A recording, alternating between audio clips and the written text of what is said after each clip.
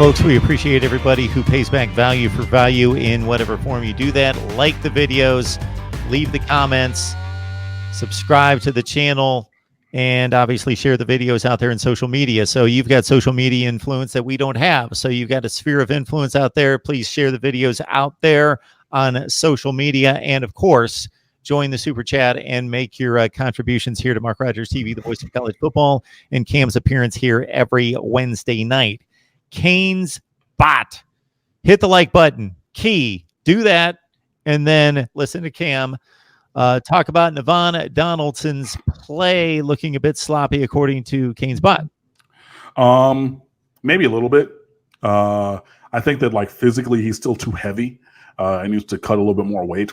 But, you know, for a time there, you know, the left side was opening a lot of the holes for, you know, the big runs and things like that and doing pretty well in pass protection.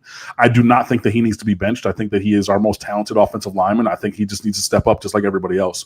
So, I mean, yes, you can single out Navaughn Donaldson, but I mean, come on, especially on the offensive line.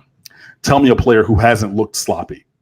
You know what I mean? So you would hope and expect more from him, especially having been a freshman All-American, having been honorable mention All-ACC before. But yeah, he just needs to step up.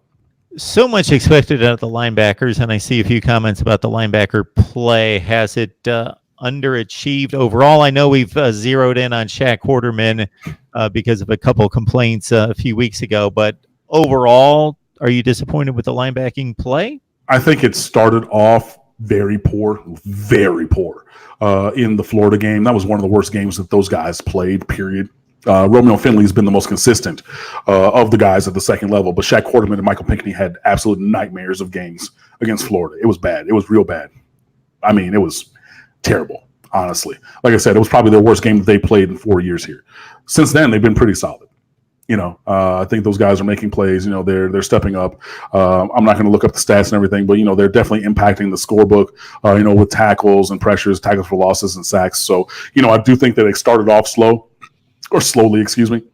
But they've definitely started to rebound back and look like themselves. So overall, I would say maybe, you know, a little bit below my expectations just because the expectations are so high, but, you know, average to above average overall for linebackers. I'm going to tackle this one, and then Cam can chime in regards to Seth. Seth's looking ahead. He's looking past Virginia Tech, looking to that Virginia game, which apparently ESPN has stated Miami is favored against Virginia. So Vegas and others that really break down the metrics, they look at things like, I know yards per play is a tremendous indicator of how successful teams are. They don't look at record. Look at the performance on the field, and it's difficult to separate Virginia and Miami overall. I know that sounds ridiculous. Virginia barely lost to Notre Dame. They actually played a decent game against Notre Dame in South Bend. They had a couple of strip sacks that went the wrong way. One went all the way for a touchdown. One went inside the 5-yard line that really turned that game. So they played a decent effort, although they lost by 15 points at Notre Dame. They beat Pitt in a game that was extremely close at halftime. They took charge in the second half. Then they really haven't played anybody else of note, while Miami plays a Florida team. I know that they've looked a little bit sloppy, don't necessarily look like a top 10 team, but they've got top 10 to 15 type talent, and that game was a toss-up. It was a complete toss-up. Somebody had to lose the game, somebody had to win the game, but if you evaluate performance, it was a toss-up.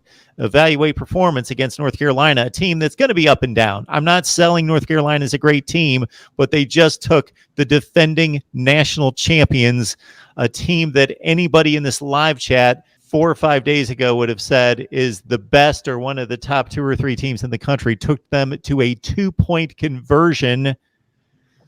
Miami had to play at their place in Chapel Hill at the same stadium and basically played the same game Clemson did.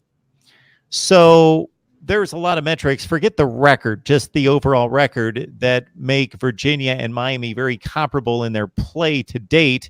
And Vegas also weighing what's expected of these teams. And Miami, again, I'm not predicting a win necessarily against Virginia. We'll have to wait till we get to that game, and my prediction is not necessarily meaningful.